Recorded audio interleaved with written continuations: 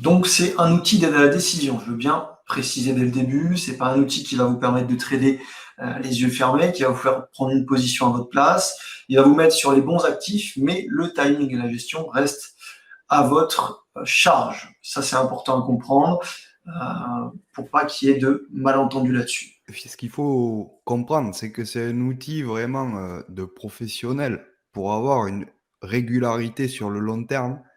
Et que après, c'est sûr que si vous avez 5% de votre capital à jouer, voilà, parce qu'après, c'est ça, hein, c'est les pump and dump, c'est comme les petites cryptos, etc.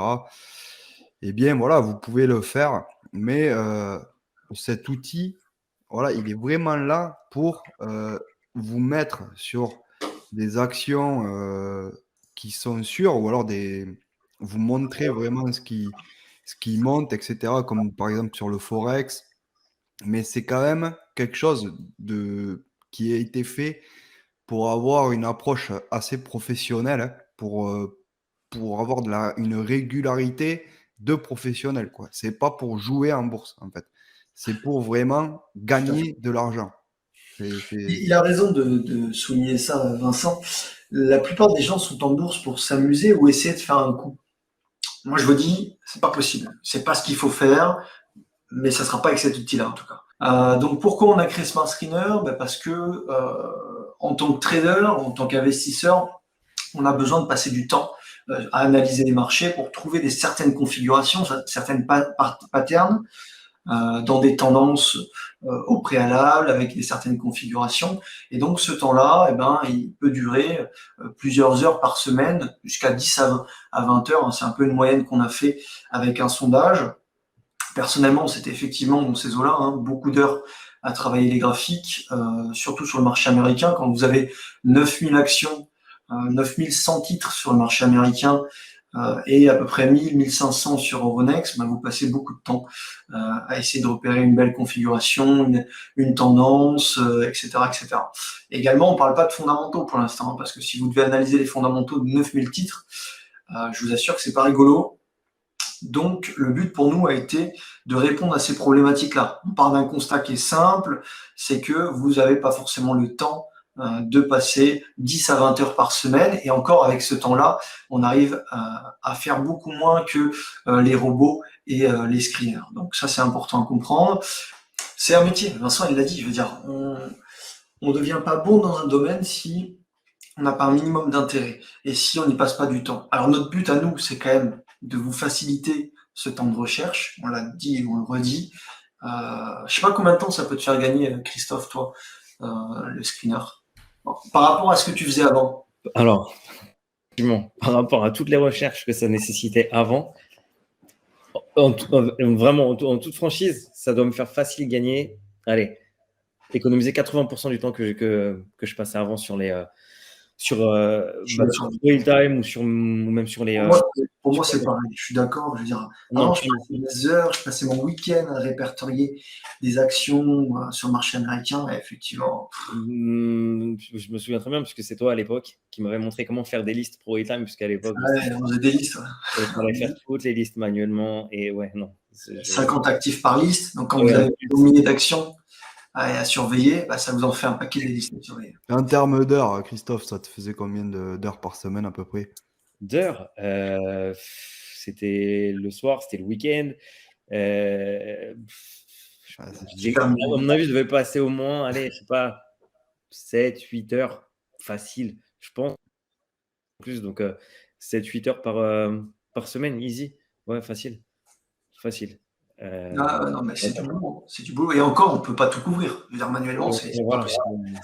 Nous, on traite qu'avec ça maintenant. Les étudiants vont trader beaucoup avec ça. Et ça nous épargne 80% de notre travail. Alors, oui, le constat, du coup, sur l'analyse fondamentale, c'est que c'est trop compliqué. L'information est difficilement disponible. Et donc, ça nécessite beaucoup de temps. Il y a très peu de personnes qui peuvent analyser les fondamentaux. Ah oui, je voulais vous montrer un truc. Voilà. Ça, c'est ce que je faisais avant. On s'en sort pas, quoi. Je veux dire, j'avais classé chaque small cap dans chaque secteur, puis chaque industrie. Et j'avais fait mes ratios à main nue. Donc, j'allais sur chaque site Dès qu'il y avait une publication des résultats, j'allais chercher dans le compte des résultats, les résultats opérationnels, etc., que je rentrais dans mon Excel et du coup, j'avais fait une macro, ça s'actualise automatiquement, et que ça me dise quel actif était bon d'un point de vue fondamental. Maintenant, après ça, on va être honnête, hein, il faut avoir beaucoup de temps, et même quand on a beaucoup de temps, c'est un casse-tête. Donc maintenant, ce qu'on a fait, c'est qu'on a automatisé ça, et vous avez l'outil qui est disponible. Mais ça, il y a très peu de personnes qui sont capables et qui ont le temps de faire ça, on va pas se mentir. Même moi, j'ai pas le temps avec la société, je l'ai fait pendant un moment, j'en pouvais plus à force. Donc on a décidé, à cause de ça, en partie à cause de ça, d'automatiser l'outil. Si on prend l'exemple du screener fondamental, on va le montrer juste après, vous en avez deux. Vous en avez deux. Vous avez le top des 20 actifs américains. Donc j'ai fait le calcul, c'est 0,02% du marché. Donc la sélection vous trouve 0,02% des actifs américains. Donc c'est quand même une sélection assez rigoureuse qui vous permet d'avoir les meilleurs actifs avec les meilleurs fondamentaux. Et on l'a vu vendredi, tous des actifs qui montent en ligne droite. Il y a quasiment pas de pause. Hein. D'ailleurs, on a pris quelques trades. Certains étudiants en ont pris aussi. Je pense à Nico qui a pris sur PAG. Peut-être d'autres étudiants, je sais plus de tête comme ça. Et l'autre screener fondamental, c'est on voit un poil plus large. On est sur le top 150 des meilleurs actifs américains qui sont les plus rentables aux États-Unis. Pourquoi 150 plutôt que 20 ? 20, c'est la crème de la crème de la crème. Ça vous permet, pour ceux qui n'ont pas le temps d'analyser les 150 autres, de se focaliser uniquement sur 20 actifs, les meilleurs. Et vous allez voir, ils montent tous en ligne droite. Et on parlera de monter en ligne droite parce que j'ai eu beaucoup de questions à ce sujet-là, dans le sens où, oui, ça monte, mais nous, est-ce qu'on peut rentrer maintenant ? Est-ce que c'est pas déjà trop tard ? Alors ça, c'est un déclic qu'il faut avoir. C'est-à-dire que moi, quand j'ai commencé, je l'avais pas. Je pense que c'est le cas de Christophe et le cas de Vincent. Ils vont vous expliquer ça peut-être mieux que moi, mais si on part du principe qu'un actif est trop cher, on va rater tous les mouvements. Un actif est cher simplement parce qu'il y a de la demande et parce que c'est une pépite en fait. Voilà. Il y a dans la sélection, dans les deux screeners fondamentaux, vous avez au total 150 actifs sur 9100. Donc ces 150 actifs-là, c'est les meilleurs. Voilà, simplement, c'est les meilleurs. Et donc il est logique qu'il y ait de la demande de la part des institutionnels puisque ça fait que monter. Les acheteurs ne se focalisent que sur ces actifs-là. Je laisse peut-être les autres coachs en parler, mais ça, c'est un biais psychologique qui est complètement négatif en trading. Je l'ai eu de William, je l'ai eu de d'autres personnes également. Est-ce que c'est déjà parti ? Est-ce que c'est déjà trop cher ? Donc, je laisse la parole aux coachs. Ils vont vous parler un peu de leur expérience et ce qu'ils en pensent. Vincent ou moi ? Vas-y, commence Christophe, je t'en prie. Je pense que tout le monde l'a entendu au moins une fois dans sa vie. Tout le monde a déjà entendu dire, enfin, dites-moi si je me trompe, mais je pense pas, telle ou telle action est trop chère. Tel ou tel indice est trop haut. À tous les niveaux, ça s'applique pour tout. Telle ou telle matière première est trop chère. Telle ou telle crypto est trop chère. Combien de fois on l'a entendu ? Et si on remonte dans le passé, on peut vérifier que toutes ces personnes qui ont raisonné de cette manière-là se sont toutes trompées en fait. Si on prend l'exemple de Google ou si on prend l'exemple d'Amazon, qu'on remonte, je sais pas, 5-10 ans en arrière, on l'a tous entendu, Google est trop cher, Amazon est trop cher, je ne sais quel autre titre est trop cher. Et au final, on est en 2021 et ces actions qui étaient trop chères en 2018, en 2017, en 2010, en 2005, finalement, elles sont encore plus hautes maintenant. Pourquoi ? Pour la simple raison, c'est que ces actions-là, ces sociétés-là font de plus en plus de bénéfices, leur croissance ne ralentit pas, ils innovent, ils font de mieux en mieux. Donc, en fait, personne ne peut dire qu'une action va s'arrêter parce qu'elle est trop chère ou qu'elle va baisser parce qu'elle est trop chère. Tant que les fondamentaux restent excellents, le titre continuera de monter. C'est indéniable et vous pouvez vérifier ça sur n'importe quel gros. Vous prenez n'importe quel GAFA, pour parler des plus gros. Ils ont tous été trop chers. Selon certains analystes, à un moment donné, ils ont tous été trop chers. Au final, à l'heure actuelle, ils sont encore plus chers que dans le passé. C'est ça, en fait. Christophe, il nous a envoyé 2 exemples qui sont intéressants des années 2010. Ouais, Et magnifique. ces articles, en fait, annonçaient un ralentissement, voire une correction assez importante, voire même des fois, parfois la fin, de certaines sociétés du type Google, etc. Et par exemple, à $120, Google était annoncé trop cher. Je vous laisse voir à quel prix est Google aujourd'hui. Pareil pour Amazon. Ça, c'était en 2011. On était en train de lui taper dessus. Les analystes, voilà, c'est toujours à faire du sensationnel. Alors, pas tous, hein, mais c'est beaucoup dans le sensationnel, pardon. C'est ce qui fait vendre, ce qui plaît, ce qui attire le clic. Mais finalement, c'est pas ce qui va vous rendre plus performant sur les marchés, c'est pas ce qui va vous faire gagner. Parce que si on avait écouté tous les analystes sur ces sociétés-là qui ont des bons fondamentaux, on peut sûrement écouter la même chose sur la liste des 20 actifs que vous allez avoir avec Smart Screener, ou même la liste des 150 actifs que vous avez également avec Smart Screener. Et ben, pour le moment, ça monte. Les fondamentaux restent hyper solides. On va regarder après en détail quels sont ces titres-là. Mais c'est vrai qu'on a eu ces questions vendredi là. Ça a déjà bien monté. Est-ce que je peux rentrer? Est-ce que c'est pas déjà trop tard? Si on réfléchit de la sorte, on va souvent acheter des actifs qui descendent. Et donc, des actifs qui descendent, ça veut simplement dire soit qui ont des fondamentaux un peu moins bons, voire même pas bons, soit que ça déplaît au marché. Il ne faut pas aller contre le marché. Ça, c'est vraiment la priorité à prendre en bourse. Ouais, c'est exact, Thibaut. En plus, c'est un biais que beaucoup de personnes ont parce que moi, je le vois dans ma formation. Bon, nous, on est plus scalping ou intraday. Hein, on fait pas trop de swing. Après, celui qui veut faire du swing, il fait du swing. Mais la plupart des gens tradent à contre-tendance. Et statistiquement, on n'a pas d'avantage, en fait, si on trade à contre-tendance. Moi, la première chose que j'apprends aux gens, c'est de ne pas trader contre la tendance. Il faut toujours essayer de trader avec la tendance, avec les institutionnels qui sont dans le marché, parce que statistiquement, ça nous donne un avantage. Et en plus, si on arrive à rentrer avec une configuration graphique, etc., là, on multiplie vraiment les chances de gain, quoi. De réussite, hein, parce qu'on arrive à rentrer vraiment au bon moment, etc. Et c'est un gros mythe que tout le monde a. Franchement, il y a beaucoup de personnes qui ont, et souvent beaucoup de personnes qui perdent, hein, malheureusement. C'est de trader à contre-tendance, d'essayer d'attraper le plus haut, d'essayer d'attraper le plus bas. Et quand on comprend, quand on arrive à se mettre dans la tête qu'il ne faut pas trader à contre-tendance, qu'il faut suivre les institutionnels qui, eux, font des achats ou des ventes, enfin, du moins moi des ventes parce que je peux trader à la vente, mais à long terme, eh bien, c'est là qu'on commence à gagner parce qu'on a les statistiques qui sont vraiment pas négligeables avec nous. Et comme a dit Christophe, hein, Amazon, hein. Amazon, je ne sais pas si je peux partager mon écran. Vas-y. Amazon, l'article. Ah ben je l'avais partagé. Ah oui, tu l'as, ouais. Vas-y. L'article, il date de 2010, 2011. Ici, voilà, il date de 2011. Ça, c'est un graphique mensuel. Voilà, c'était trop cher. Selon les pseudo commentateurs de marché, ben regardez. Voilà. Regardez.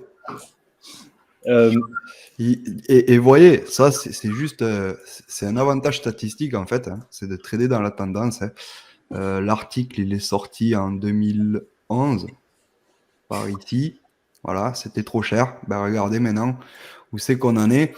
Et statistiquement, voilà, on avait beaucoup plus de chances de gagner que de perdre, hein, si on achetait. Donc ça, il faut vraiment comprendre. Il faut vraiment arriver à comprendre que ce mythe de l'actif est trop cher, de c'est trop cher, c'est pas vrai. C'est pas vrai. Il y a beaucoup de contre-exemples. Hein. Vous pouvez aller voir. Beaucoup de personnes disent c'est trop cher. Le Bitcoin, à un moment donné, on disait c'était trop cher. ben, ça monte, ça monte. Enfin, il y a plein d'exemples en fait sur ça. C'est comme les indices, hein. Les indices, moi je les trade, le SP500, etc. Tout le monde dit ouais, c'est trop cher, c'est surpricé, etc. Ben voilà, mais la tendance de fond elle est haussière, ben, on a plus de chances statistiquement de tenir un swing si on achète. Donc bon, moi c'est trop cher, ben moi j'y crois pas. Et pour l'instant, ça me réussit quoi. Et il y a qu'à voir vraiment les graphiques, hein, regarder les historiques pour comprendre que les traders gagnants, ceux qui gagnent vraiment de l'argent sur les marchés, eh bien, ils ont compris ça. Ils ont compris que l'histoire de c'est trop cher ou l'histoire des petits articles pour faire le buzz, eh bien, voilà, c'est un mythe, quoi. Ouais, c'est ça. Donc, toutes les actions qui sont dans les screeners de fondamentaux, elles ont beau avoir pris 100, 200% depuis 6 mois, 1 an, même voire plus des fois. Et ben, s'il y a une config qui vous plaît, il faut pas hésiter à la trader parce que c'est des fondamentaux hyper solides, des sociétés qui dégagent entre 20 et 40% de marge parfois, ce qui est considérable. Donc ça attire les spéculateurs, les investisseurs et les fonds. Une société qui dégage du chiffre, qui fait beaucoup de bénéfices, eh ben ça plaît aux gérants. Et les gérants, ils peuvent porter le titre comme sur Amazon, comme sur Google pendant des années. Ouais, Et voilà, comme on sur va me dire, Tesla est-ce aussi. que Amazon est trop cher? J'ai envie de vous dire, c'est un business model de fou. Tant que c'est rentable, tant que ça plaît au marché, pardon, si on a un setup d'entrée sur Amazon, il faut le prendre. Alors, l'opportunité et l'espérance, on va dire, le pourcentage de gain sera évidemment pas le même. C'est-à-dire faire 100% sur Amazon maintenant voudrait dire qu'on aille à 6600 quand même. Donc, c'est moins évident que quand elle était à 100, 200, etc. Mais ça reste possible. Donc, il faut continuer de travailler les actifs qui sont hyper bénéficiaires. Ce qu'on a voulu faire dès le début, c'est vous procurer l'outil le plus vite possible. Alors ça a pris du temps, ça a pris quand même 6 mois, mais le but c'est que vous ayez un outil qui soit utilisable et qui fonctionne. Et le but c'est de vous aider avant nous de faire un peu de business, juste pour rembourser les frais entre autres, hein, parce que ça a quand même coûté de l'argent. Mais ça peu importe. Vous vous connectez ici, vous avez votre espace. C'est sur notre site web. Plus tard, je l'espère, ça sera une application. C'est à voir avec le dev. Mais ça sera possible, je pense, de faire une extension éventuellement Chrome ou quelque chose de la sorte. Et après, donc là, vous avez un récapitulatif un peu design. C'est pas exceptionnel, mais c'est un peu design pour que vous voyez d'un seul coup d'œil ce qui se passe sur les marchés si vous avez 1 minute maximum. Derrière, vous avez les rotations. Tac, secteur, industrie. Donc, ce qu'il faut comprendre dans les rotations, c'est que le secteur, c'est la famille, et les industries, c'est la sous-famille. Ok? Donc, dans, je sais pas moi, matériaux de base, vous avez l'uranium, vous avez l'argent, vous avez les terres rares. Ok? Donc, en fait, c'est un entonnoir. On part du pays, et de toute façon, je vous enverrai la notice. J'ai rédigé un truc hier soir avec les gars qui est hyper carré. Il faut prendre 10 minutes de son temps, mais je crois que ça va vous changer un peu votre vision du trading. En tout cas, moi, ça l'a changé depuis bien longtemps. C'est un entonnoir. Donc, secteur, c'est la famille, sous-secteur, c'est l'industrie, etc., etc. Et donc, vous avez tout. Après, vous avez les screeners. Donc, français, c'est la tendance. Il va s'actualiser. Hop. Fondamentaux, une étoile. Je vous l'ai dit tout à l'heure, c'est le top 150. Donc, c'est les meilleures actions américaines. Je crois que ça représente 1,5% du marché US. Donc, vous êtes sur les meilleurs actifs. Derrière, si vous n'avez pas le temps d'analyser, vous avez les 18 meilleurs et les tendances en termes de vitesse, vous en avez un petit peu plus. Là, vous êtes aux alentours de 5% du marché américain, ce qui est quand même un gros tri, hein, parce que quand il y a 9000 actions à trier, vous ne le faites pas en général, et moi non plus. Alors, pour ce qui est des actions françaises, pour l'instant, on a seulement les screeners double signaux et les screeners de tendance. Donc là, vous avez 90 titres, c'est 9% du marché, un peu moins, entre 7 et 8% du marché. C'est les actifs qui montent le plus vite. Voilà. Pour l'instant, il n'y a pas encore l'aspect fondamental sur les actions françaises. On n'a pas trouvé d'API qui soit aussi costaud que ce qu'on a trouvé sur les actions US. On va rechercher ça pour la version numéro 2. Moi, je veux vous proposer quelque chose de costaud, que j'ai le même concept et le même critère que sur les actions US. Je vais pas vous proposer une API pourrie. L'API, c'est ce que nous, on paye à DMT pour avoir les data, les données de toutes les actions. Donc, les actions US, c'est une data qui coûte cher, mais qui est hyper pointue. Et donc, ça, on vous l'a mise et on l'a payé pour que vous l'ayez. Sur les actions françaises, on va essayer de travailler dessus pour avoir la même chose. Alors, Rodrigue a bien fait de notifier ça. La formation action, alors il y a, je sais pas, 60% de la formation qui est terminée. Je suis en train de travailler sur des modules différents. Si vous prenez la formation action, vous avez accès à 2 ans à Smart Screener. Voilà, vous faites l'effort et vous faites quand même une dépense qui est quand même importante, même si nous, on y passe quand même beaucoup de temps. Je crois que Vincent peut le préciser, mais on est 2 fois 2 heures minimum avec vous par semaine. Donc, à terme, si on calcule les heures, je veux dire, mais ça, c'est notre souci. Nous, comme je vous l'ai dit tout à l'heure, notre but, c'est d'aider un maximum de gens en rentrant dans nos frais. Voilà. Je sais qu'il y a beaucoup de gens qui pensent que business, business, business. Notre point de vue à nous, c'est d'aider un maximum de gens en rentrant dans nos frais, en payant le dev, en payant les coachs. Comme ça, tout le monde est content. Donc, pour quel profil de trader ou investisseur, alors que vous soyez plutôt trader court terme, moyen terme, un petit peu en swing comme moi, ou investisseur long terme, vous allez pouvoir utiliser Smart Screener pour vous focaliser sur les meilleurs actifs. Je dis bien, c'est la clé du succès, se focaliser sur les meilleurs actifs. Après, il y a évidemment le timing, la gestion du risque qui est extrêmement important, mais si on part pas sur une bonne analyse et une bonne sélection d'actifs, on peut avoir la meilleure gestion du monde, on ne pourra pas forcément performer sur les marchés. Donc que vous soyez trader averti ou débutant, il faut absolument se focaliser sur les meilleurs actifs pour pas perdre de temps déjà et pour pas perdre de capital. C'est quand même la base de notre métier. Si on n'a plus de capital, on ne peut plus investir ou trader.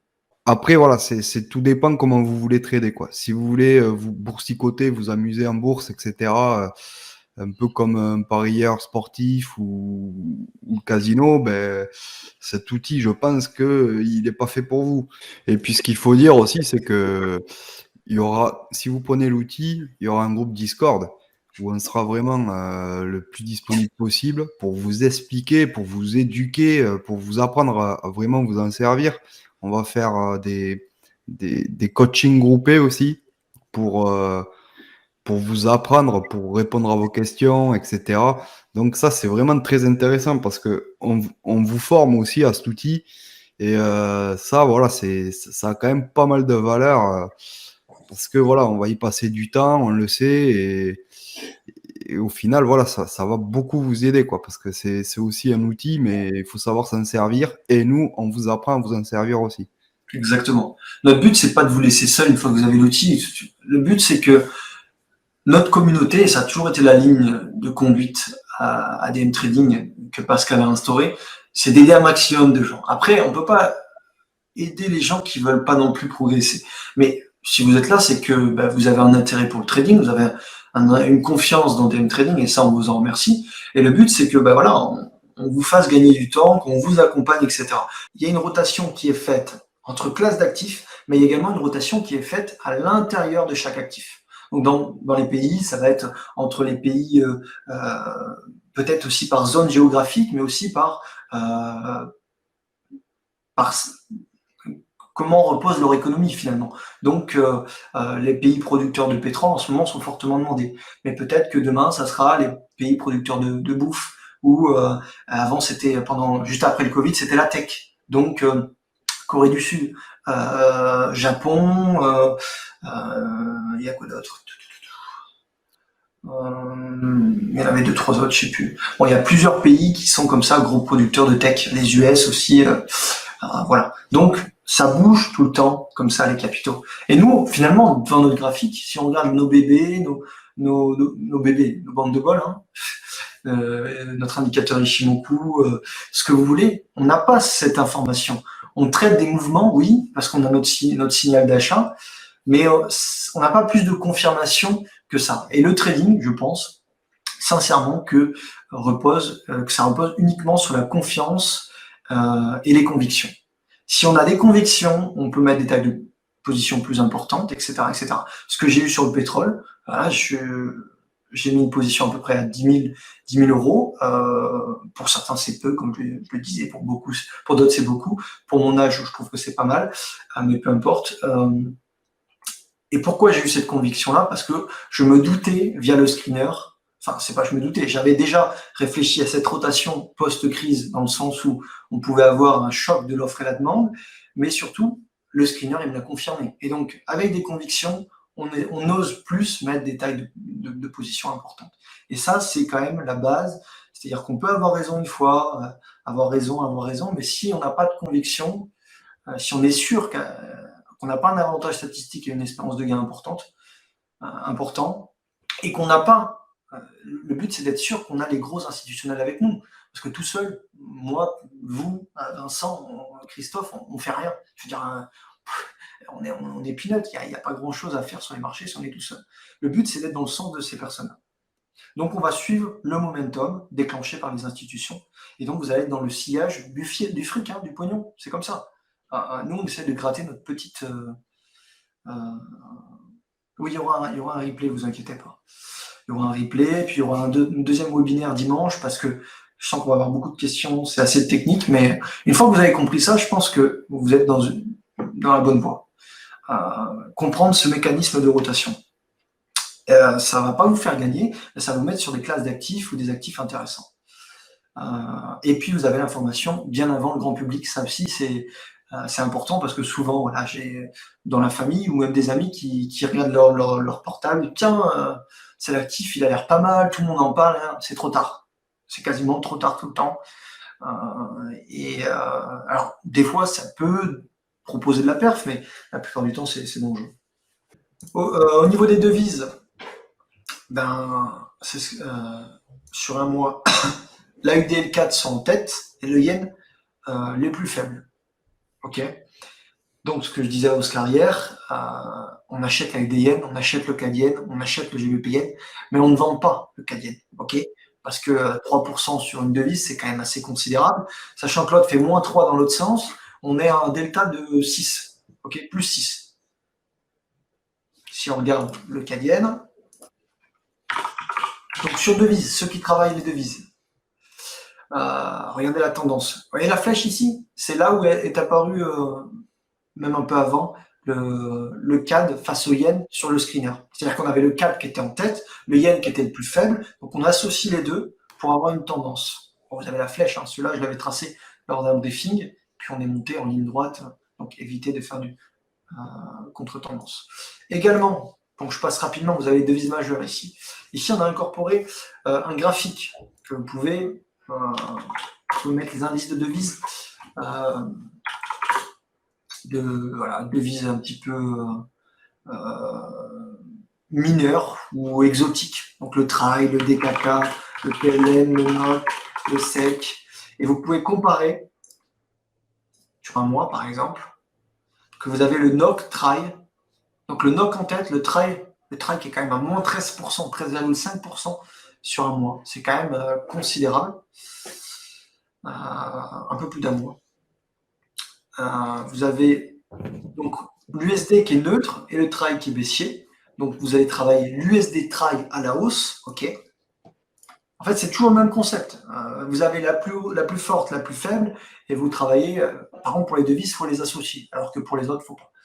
L'USD TRAI, moi, c'est tendance.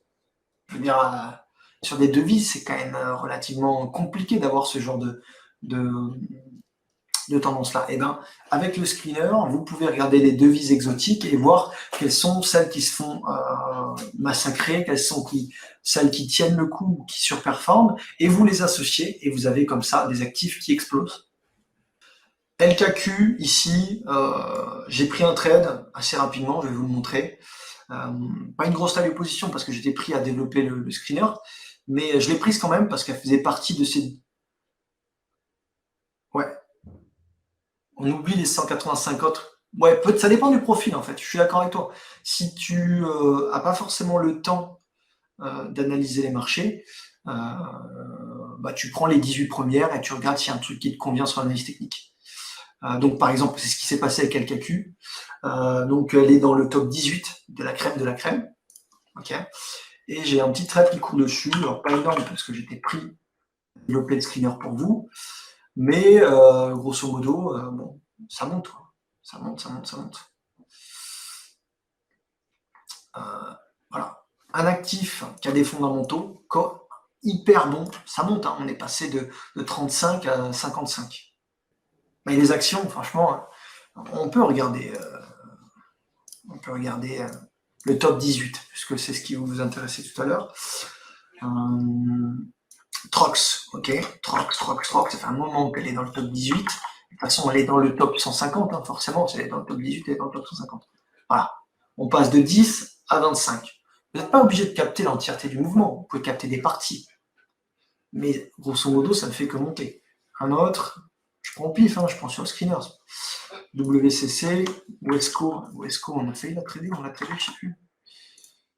Ah, voilà, magnifique. Il me semblait qu'il y a un étudiant qui avait tradé la cassure ici. Ça fait que monter, quand on passe de 40, allez, le screener il doit la détecter par ici. Ça fait que monter. On va les faire toutes, hein, comme ça, PAG. Je crois que Nicolas a fait un très beau trade sur PAG. Ici, là, ouais, c'est joli, magnifique. Ta séance, cassure, boum. Il doit se régaler sur le trade. Voilà, j'ai pris au pif la sélection des 18 actifs. Ça ne fait que monter. C'est pas pour ça que ça vous allez gagner. Il faut quand même le timing et la gestion.